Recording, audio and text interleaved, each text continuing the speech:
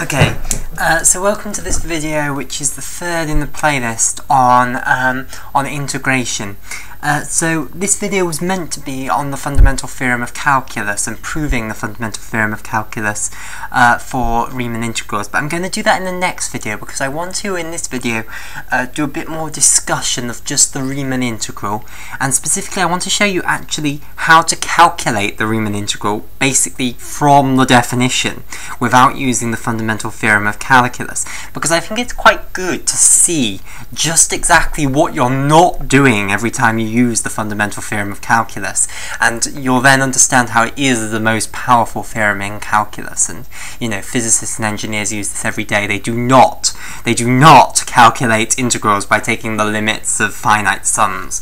Okay, but that's what we're going to do in this video. So we're going to go back to the definition. So this is going to be further discussion of the Riemann integral. Riemann integral.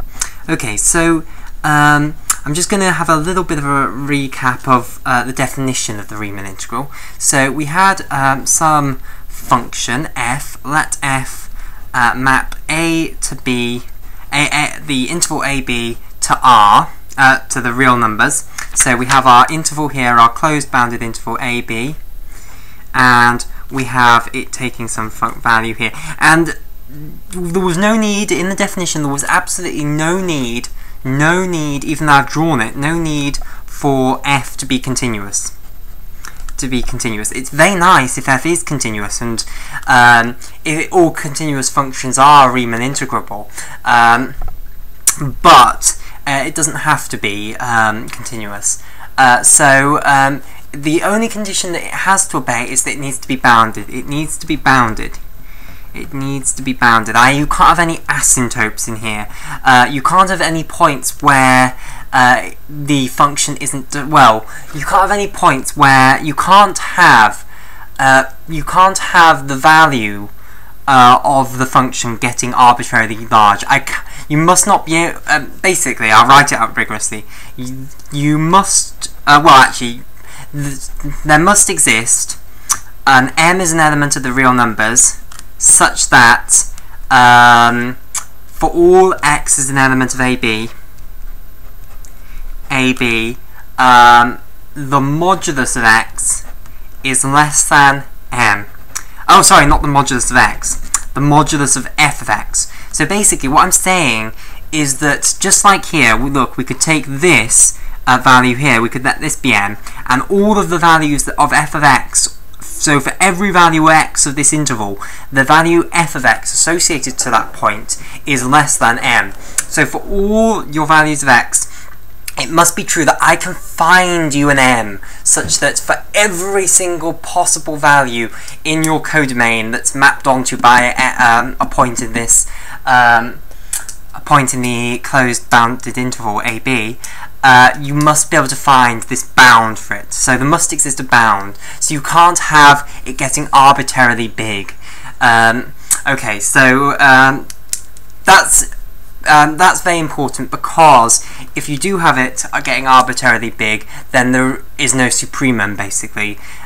So you can't, from the definition, you can't calculate upper Riemann sums. Okay, so onwards, and similarly, if it gets too if the modulus gets too big down here, you can't calculate the infimum. So you have to be able to calculate the infimum and supremum as part of the definition.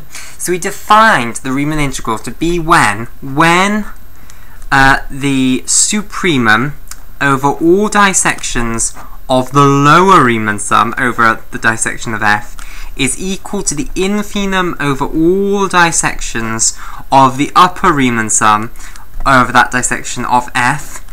Then this value which they agree on is defined to be the integral between ab f of x dx. That is the Riemann integral. So the Riemann integral is basically a theory of integration. It's not the best theory of integration, but it's a decent theory of integration. If you're an engineer or a physicist, there's a very famous quote that I think was made up by some engineer, saying that they would not like to be on a bridge whose structural integrity depended on whether a function was Riemann or Lebesgue integrable. So as far as what they mean by that is, as far as engineers and physicists are concerned, any function that they're going to ever care about is going to be Riemann integrable, and it's going to be Lebesgue integrable, and the value of the two integrals is going to be exactly the same. For certain functions that mathematicians care about, the Riemann integral isn't defined. It can't work out. There is no correct answer for the Riemann integral of that function. So for instance, I'll give you an example in fact. If you take the function f, this is a very, very famous example, it's not exactly original of me, which maps x onto either 0 or 1, and it maps 0 if x is not an element of the rational numbers, and it goes on to 1 if x is an element of the rational numbers. That is not defined. The Riemann integral of that is not defined, and I'll tell you why. Because if we think about this, the upper Riemann sum over any dissection of f, so basically I dissect up my my interval in any way you possibly want. You dissect it up in any way possible. Well, there's a theorem, and I prove this in one of my Dedekind cuts videos. It's quite difficult to prove, so I'm not going to prove it. Well, I found it quite difficult to prove, so I'm not going to prove it again. It takes quite a while, a good 10-minute proof probably. But I prove in the Dedekind cuts video that there is a rational. If you take any interval, there exists a rational. If you take any 2 points of the real numbers, there exists a rational in between them. So, namely, there will exist rationals in every single one of these intervals. Therefore, the upper Riemann sum being defined to be equal to the sum over, let's say, let's call this is x0, this is xn, and you go on, so this is x1, x2, all the way up to xn, etc. So it's xi minus 1. From I is equal to 1 to n. So that's basically taking the length of all of these intervals and then timesing it by the supremum of x is an element of xi minus 1 xi. So you have to take the supremum of f of x, of all the values of f of x on each of these intervals. So over x is an element of this interval, find me the supremum of values of the function. Well, if it's got a rational in, the supremum is going to be 1. No matter what the dissection is, therefore, you're just going to get, basically, when you add all of this up, you're just going to get the length of this interval times by 1, so you're going to get that area.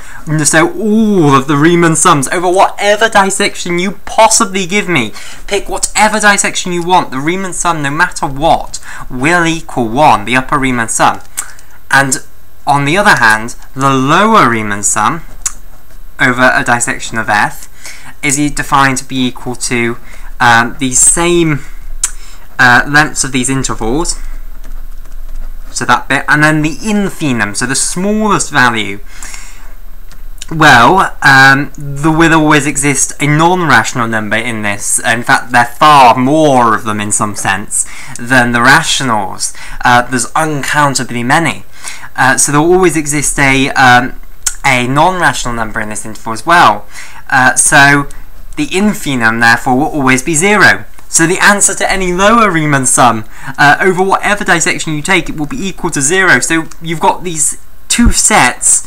One will all the values of one is 0, and all the values of the other are 1, and that does not satisfy this condition because the supremum and the infimum are not the same. So it's not defined. The Riemann integral is not defined, and that somehow is against our intuition, because our intuition for this function is that there are far more irrational numbers than rational numbers.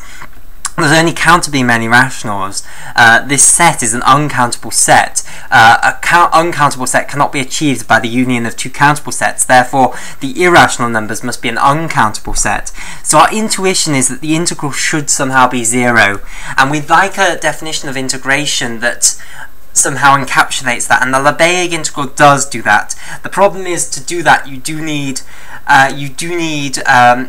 need measure theory, which is a big topic in itself. You need somehow to a theory that encapsulates the fact that the rationals are somehow they have measure 0. Basically what you do is we all have the we know. In fact, I will just give you a little hint of what measure theory is is going to help. How measure theory is going to. Oh dear, what's happening here? How measure theory is going to help us with this problem. Okay, is that okay? So basically, there is this function. If you have an interval, you take any interval of the real line, some interval a, b. It doesn't matter whether it's closed or open or half closed, half open. You know.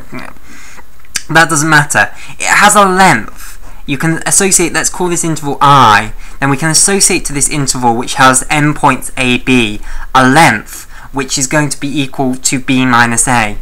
And basically that forms what's known as a measure. It's a map from the set of all intervals of the real line, which is given this sort of curly I symbol, onto the positive real numbers, including plus infinity, so the non-negative extended real numbers. And it obeys some certain properties. It obeys the fact that the length of the empty set is equal to 0. It obeys the fact that basically if you union two sets together, the length of the new interval is equal to the length of this interval plus the length of that interval. And it does that if you union countably many. That's called the countable additivity property.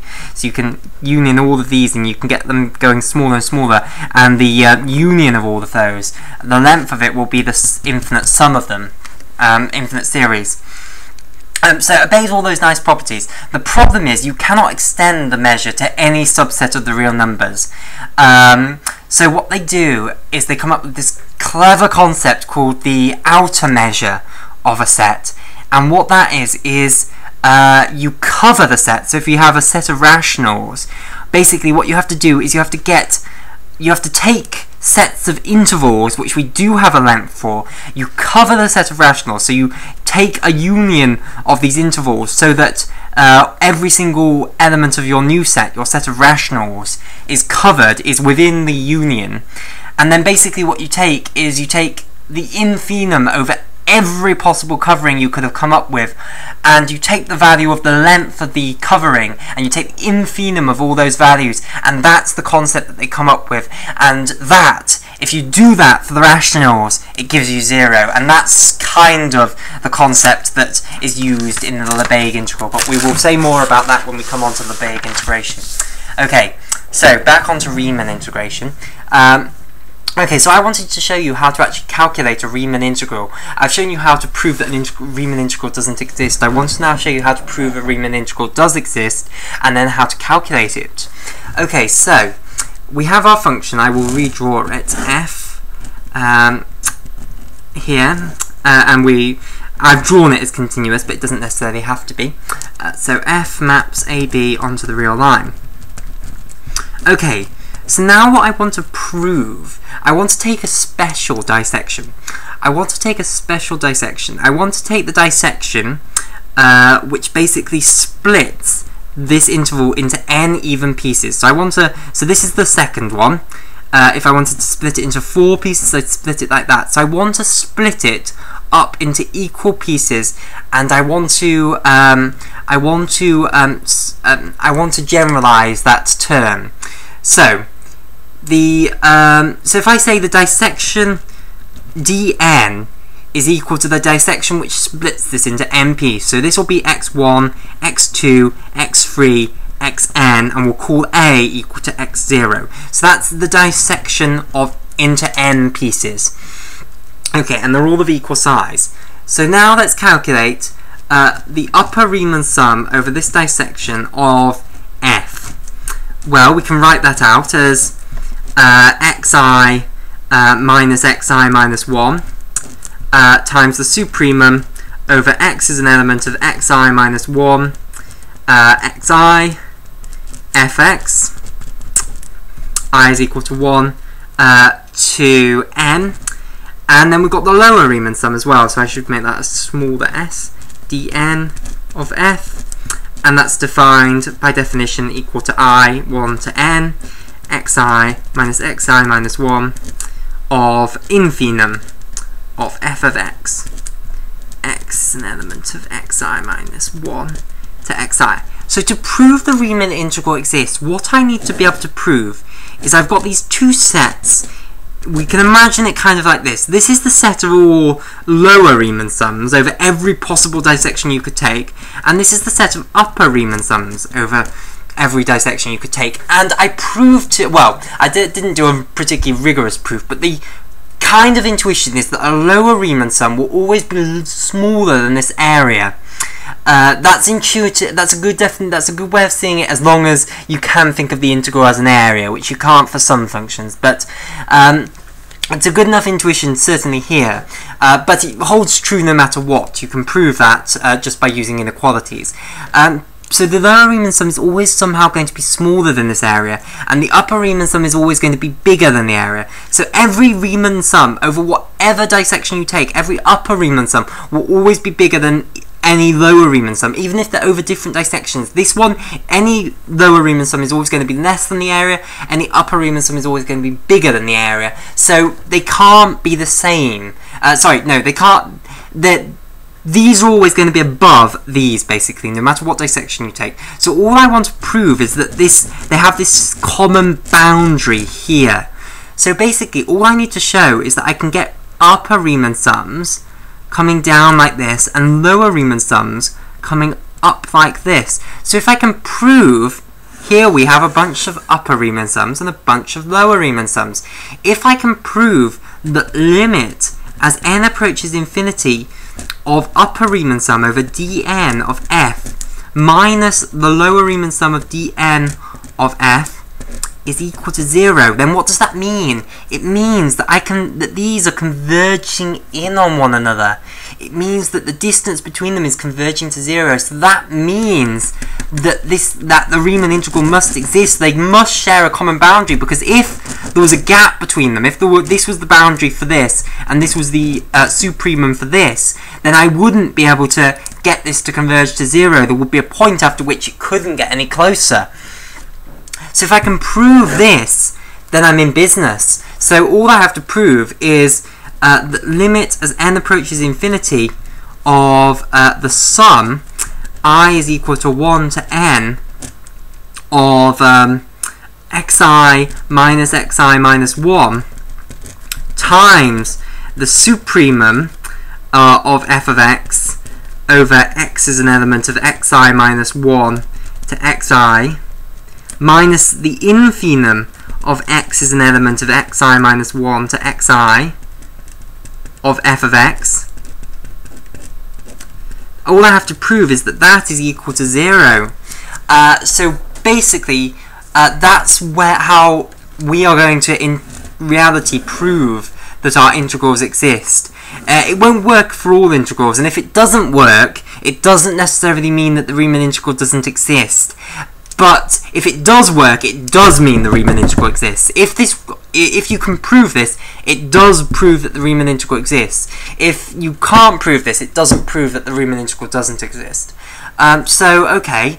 Next point, what do I want to go into now? Oh, so if this is equal to 0, that means that the sequence of upper Riemann sums does indeed converge to this boundary, and that the sequence of lower Riemann sums does converge to the boundary. So in fact, I can take the limit of either of these sequences and it will give me the Riemann integral. If this is true, then I can take the limit of either of these sequences and I'll get the value of the integral. And better than that, if I don't even need to let these equal equal these supremums and infimums anymore, because if I take any old sum like this, I is equal to 1 to n xi minus 1 of f of x, and the only condition I have is that x is an element of xi minus 1 to xi, so you pick any element you want in each of those, then that is smaller than smaller or equal to the upper Riemann sum of dn of f, and it's greater than or equal to the lower Riemann sum of dn of f. So when I take the limit of this sequence, well, by the squeeze theorem, what's going to happen? The limit of this and the limit of this are coming together, so this is kind of getting sandwiched in the middle here. So if you've got a sequence that's always in between these two converging sequences, then that must too converge to the limit. So basically I can prove that basically I don't even need to take the limit of one of these, I can just take the limit of this, providing x is an element of this. So why don't I just let x equal, well, let's say xi, that would be a convenient thing, or xi minus 1. Those are very convenient points because they're nice and set, and we can build a nice generic sequence for this. So now, enough talk. I'm going to firstly prove, I'm going to do this for a real example. So we're going to pick a nice easy example because the maths of it gets a bit different. Well, you need to use the calculus of finite differences here. You need to be able to sum up finite series, and everyone knows, you know, how to sum up the low ones, so r squared, r cubed, etc. But summing up higher term ones, so say r to the 5, r to the 6, it just gets a bit more painful. Okay, so we're going to do the example of x squared on 0 to 1.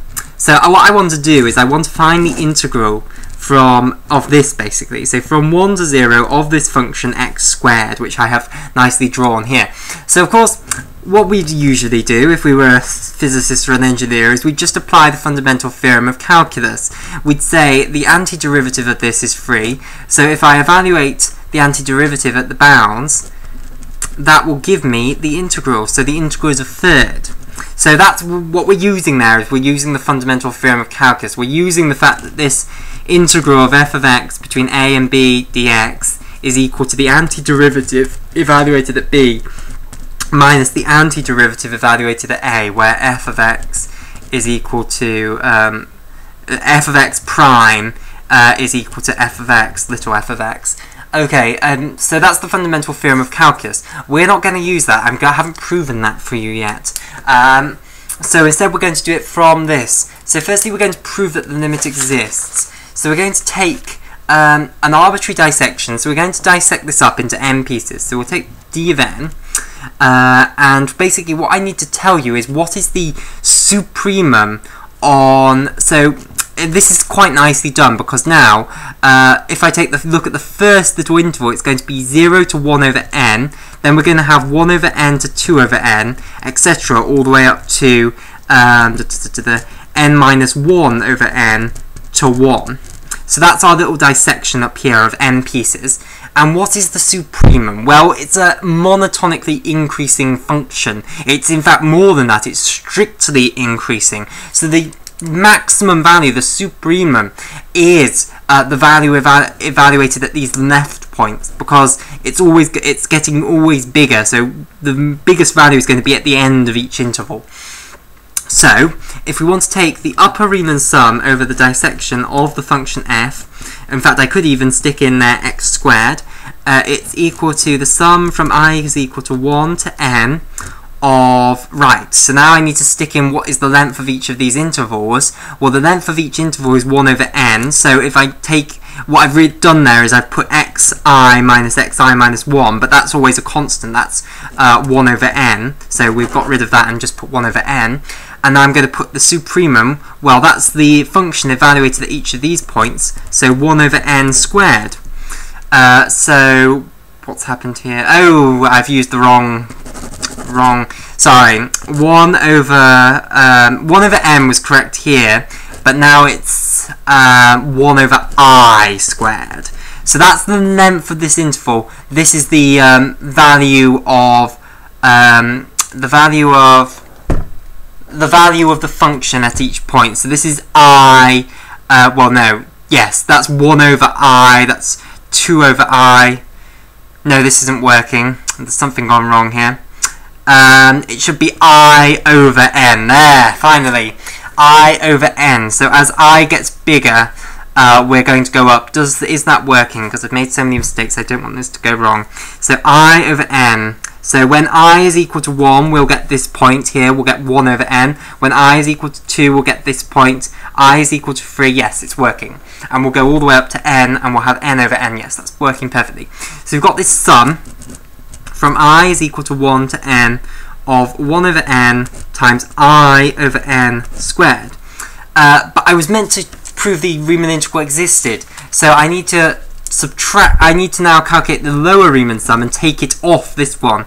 So the lower Riemann sum, well, it's the contrary. The lowest point, the infimum, is at the other end of the interval. So the lowest point of the interval down here, keep going down to the bottom.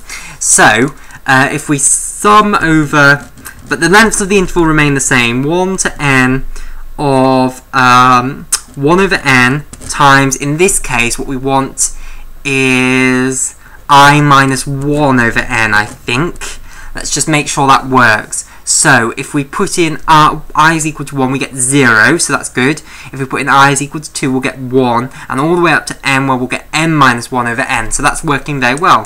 So now let's take the upper Riemann sum of f minus the lower Riemann sum of f, and we'll get the sum I is equal to 1 to n of 1 over n I over n squared minus I minus 1 over n squared. So what we now need to prove is that the limit of that as n approaches infinity is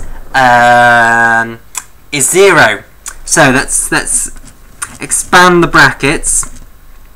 So I want to prove, firstly, that the limit as n approaches infinity of this sum, I is equal to 1 to n, of 1 over n I squared over n squared minus I squared minus 2I plus 1 over n squared, and now combine those together, and so I'm just rearranging the partial sum, which of course I'm allowed to do.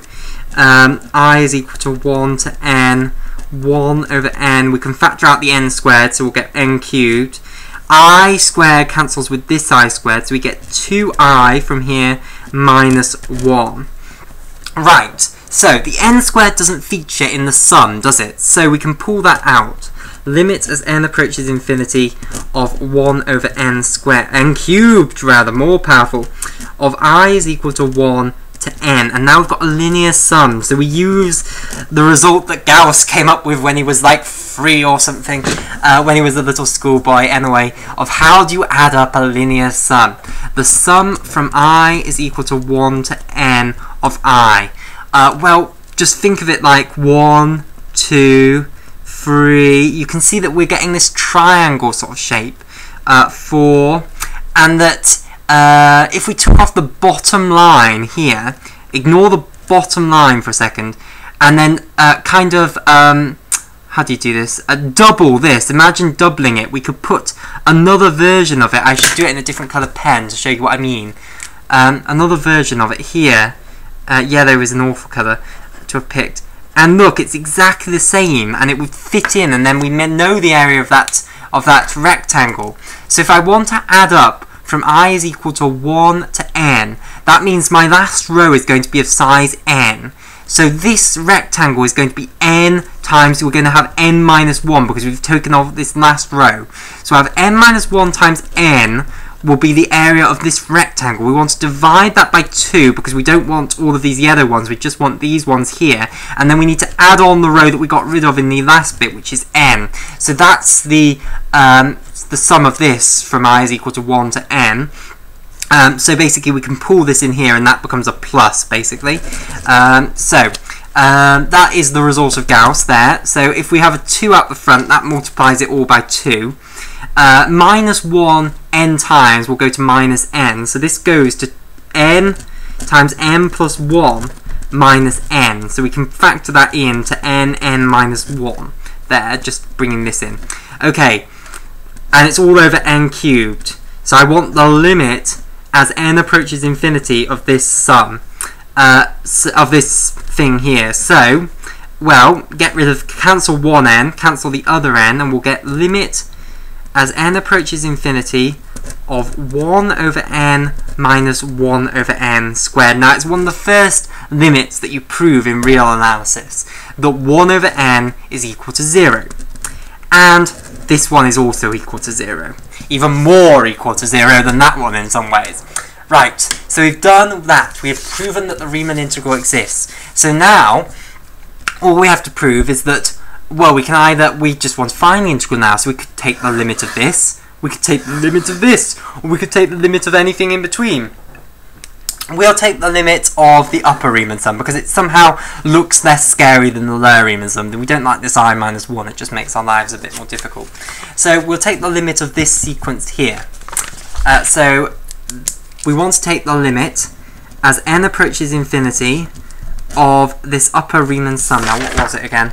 The sum 1 over n I to over n, sum I is equal to 1 to n, 1 over n I over n squared. So we want to take the limit of that. Okay, so the n doesn't feature, so we'll pull out, I need to keep writing lim as n approaches infinity, 1 over n cubed, and then we've got this sum, I squared, I is equal to 1 to n. So what is the sum of I squared? Now, in this, I could just quote a silly formula at you, but I want to teach you how to actually work this out from base principles, and it's not as easy as working out the linear sum. That's all nice, there's a nice picture for that. Instead I'm going to teach you a little bit of calculus of finite differences. So, if I have a function like I squared, so this is, let's say, I, and I'm just looking at the integers now, I don't give a monkeys about the things in between, I'm just looking at the integers. So I'm looking at, if this was set theory rather than I'm drawing a nice picture of it, I'd just draw the lattice, ignore all the bits in between. So I want to plot this function. We've got 0, 1,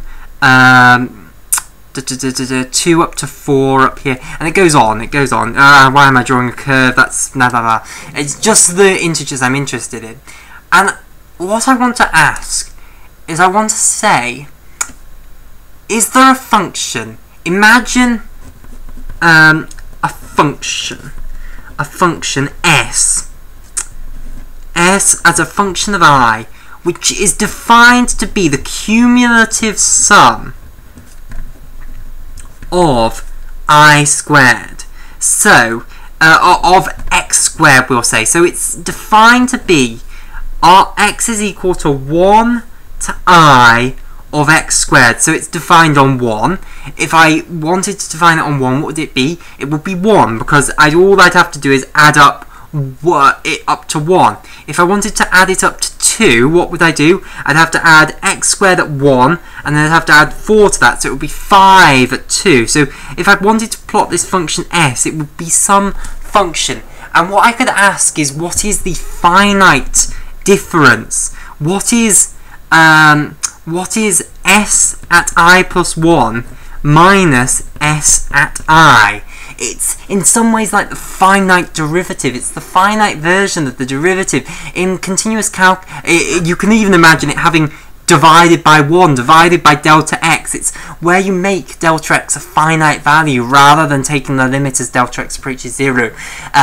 In the sort of crappy applied maths sort of vocabulary, we'd say it's instead of it being like an infinitesimal value, which isn't rigorous at all, but instead of delta x being infinitesimal, it's a finite value. So it's the finite analog of differentiation. And there is a very fascinating theory of this type of differentiation. I mean, you can build things similar to the Taylor series called the Newton series, which does converge under some very stringent conditions. For instance, exponentials converge when you do the Newton series of them, and polynomials certainly converge, but that's not really saying much. Okay, so if I took this, what would it be? I'd be adding up, I'd be taking this sum, so I plus 1, x is equal to 1, x squared, and I'd be subtracting off the sum from I to I of x equals 1 to x squared. So it would just be all I would have it would just be I plus 1 squared. Wait, what am I doing wrong here? It would just be I plus 1 squared, yes. It's just the value at I plus 1, which I'm not happy with. It should be the value at I. What have I done wrong? No, it's fine like that. It's just I'm just gonna have to think a bit more. Okay, so you can see that the value of the derivative. I really don't like that. The value of the derivative should be damn it. The value of the derivative is I plus 1 squared here. So basically, what we can ask is we can look at other functions and see what sort of functions have derivatives equal to themselves at x squared. Are polynomials like this. So if I look, for instance, at x cubed, and I want to take this finite derivative kind of thing, I can put in x plus 1 cubed, and I can take off x cubed. And what's that going to be equal to? And I divide it by 1, but there's no point in doing that. But for intuition, it's a good intuition to have that we're taking the gradient of the secant line where we change x by 1. And we get 3x squared plus 3x plus 1. So that's the derivative. And look, it's got this x term here as well, which is kind of interesting. So if I took a third x cubed, that would have derivative equal to x squared plus x plus a third. Now, look at x squared. If I do x plus 1 squared minus x squared, that's equal to 2x plus 1. So if I put a half x, that would have derivative x plus a half. So if I subtract off from my third x cubed, if I subtract off from my third x cubed a half x squared, then what am I left with as the derivative? And you can check that the derivative, when you do it in this finite sense, is it has the same nice property that derivative of f of x plus g of x is the derivative of f of x plus the derivative of g of x. That's not too difficult to check. In fact, it's not difficult to check at all. Then what will you get? You'll have this one will go, and then you'll have minus a half, which will give you minus a sixth. If I have 6x, the derivative of that is x plus 1 minus a sixth x is going to give you a sixth. So all I need to do is add on a sixth x, and that is going to differentiate in this finite sense to give x squared.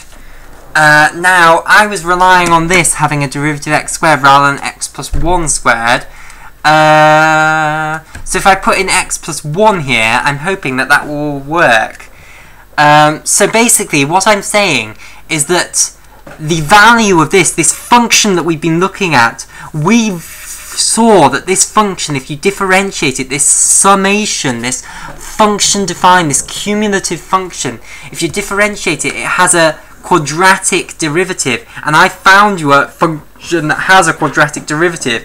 Therefore, the assertion is that this one must be this, what we've been looking for. Okay, so right, so the function s of I is equal to a third I plus 1 cubed minus a half I plus 1 squared plus a sixth I plus 1, basically. So if I want to know what it is at the value n,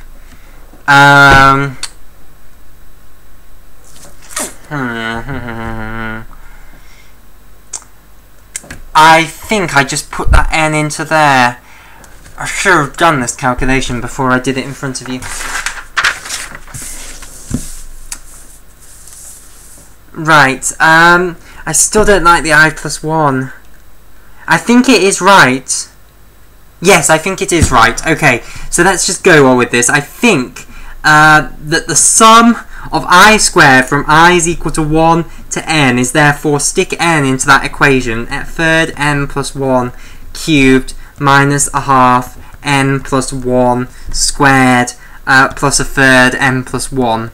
And to be honest, it'll probably give the right limit even if it's wrong. Let's now... So, now all I need to do is I've calculated this sum up here, so I just need to stick it back into the limit.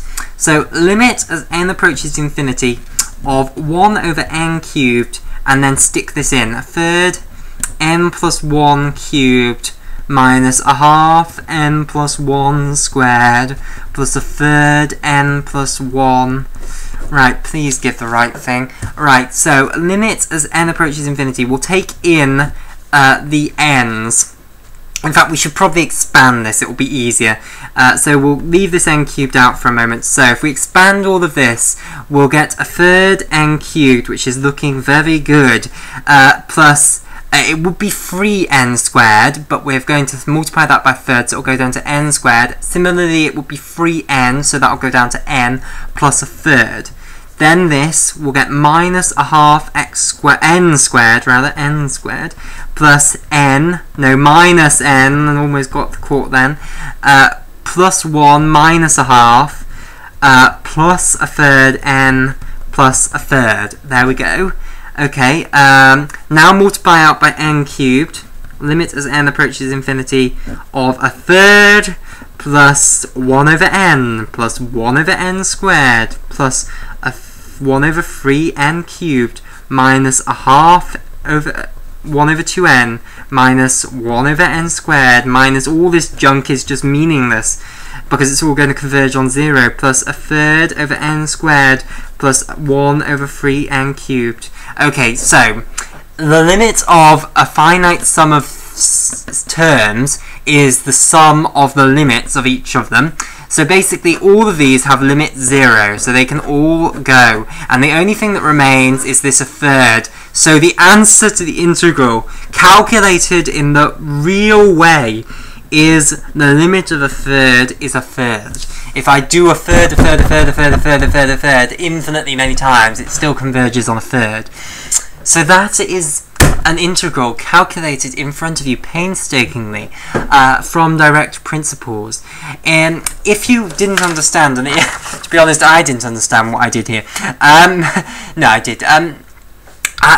If you didn't understand this, all I was doing was devising a formula for this sum up here. I was devising an answer to this in terms of n, a function of n, which this is, and I claim that function is this function here.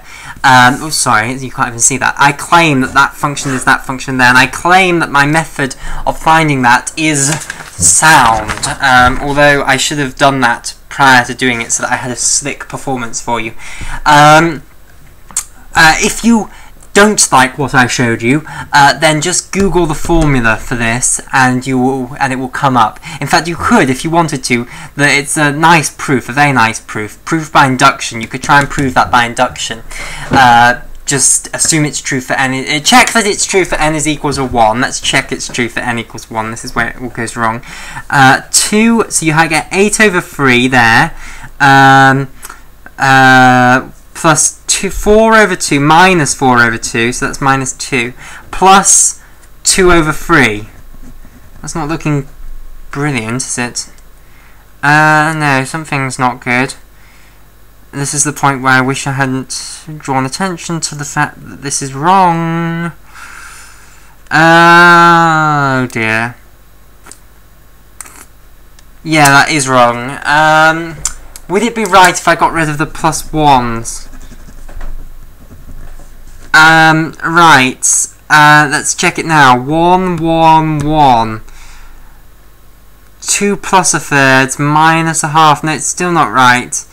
Okay, this is a big issue now. I want to make sure that we get this right. Okay. That function had finite derivative x squared, didn't it? Let's just check. 3x squared plus 3x plus 1 divided by a third gives 1 plus a third minus x minus a half. That goes, plus a sixth. That's correct. So it does have derivative. It does have finite derivative x squared. So if I plot this function out, this polynomial out, and I go to an integer and I ask what is the gradient of that line, it says it increases by an amount x squared, where this is your x. So if I want to take, if I take if I want to take the sum of x squared from x is equal to 1 to n, I need to go up to n plus 1, and I need to take away what the polynomial was at 1. So I need to take pn plus 1 minus p1, because at n plus 1 it will have added on the x squared for the value n, and I don't want it to have added. I want to take off the value prior to 1, because at 1 it will add on 1 squared, at 2 it will then add on 2 squared. I don't want that taken off, and that's what I've done wrong. I didn't take off what p of 1 was. Okay, so right, so the correct formula here, and I'm going to have to reprove this limit, even though the limit is right, because the only term that actually mattered was the third at the front, which is why the limits turned out right. So a third n plus 1 cubed, so this all is right. This n plus 1 business is right, good. This is all good, plus a sixth n plus 1. But now what I should have done is taken away a third evaluated at 1 cubed minus a half evaluated at 1 squared, evaluated at 1, plus this 1 over 6th 1. So all it's wrong is by a constant term. 1/3 n plus 1 cubed minus a half n plus 1 squared plus a sixth n plus 1 minus a third minus do this properly, plus a sixth plus a third minus a half. Shoot, that's 0. Duh. What's wrong? Goodness, what is wrong here? 8/3 minus I think this is right. This is right. Minus 4 over 2 plus a sixth, it just shouldn't equal, plus a third, that gives 9/3, that gives 3 minus 2, that's exactly right, that is what it was supposed to equal, I just can't add up, and I've just ruined the end of my video by my own incompetence at calculation. Sorry about that. This is right. This formula is right. You can get it in not with the 1s. It needs the plus 1s. It was right the first time. This entire calculation was right up to the point that I started messing with it. I should have ended whilst I was ahead. So this is the sum of the cube from 1 to n. In fact, I'm just going to get it into the more iconic form that you'd usually see it in. So I need to take what I've done here, and this I've expanded it here, and I've quite foolishly rubbed bits out. Plus n, that must have been, or was it minus n? Which bit was I expanding? Minus a half n squared. Then it would have been plus 2n. Where did this minus an n come from? Oh right, yes, that was cancel. I know what I did. So right, the minus n here cancels with this plus n here. That cancels with half of that, so to reduce it to half. The plus 3 gives you 2/3. Minus a half gives you a sixth. So plus a sixth is our constant term. Then we've got plus 3n. So the overall thing is we've got a third, and I'm going to do this on a clean piece of paper. In fact, I'll do it down here. A third n cubed plus a half n squared plus a third n plus a sixth, I think, is the correct formula for the sum of a cubic. But that doesn't seem right either. I thought it didn't have that there. Dull. I remember you being able to factor an n out of it. I won't be able to factor that. I remember this constant term disappearing. Why hasn't it disappeared? I haven't learnt my lesson to quit whilst you're ahead. Maybe it did need that minus a... Wait. Evaluate this all at 1.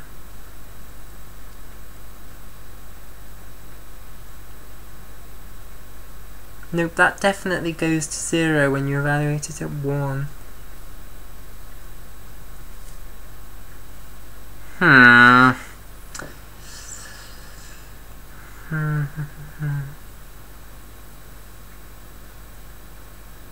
Oh, what am I doing? What am I doing? This does... Oh, no, it doesn't. Oh, I can see what I've done. I've copied this out wrong here. Where did I get a third from? That's wrong. That should be a sixth here. That should be a 6. So, right, all of this is wrong, but this limit isn't wrong. That should be a 6 there. Let me write the correct formula for this out properly for you.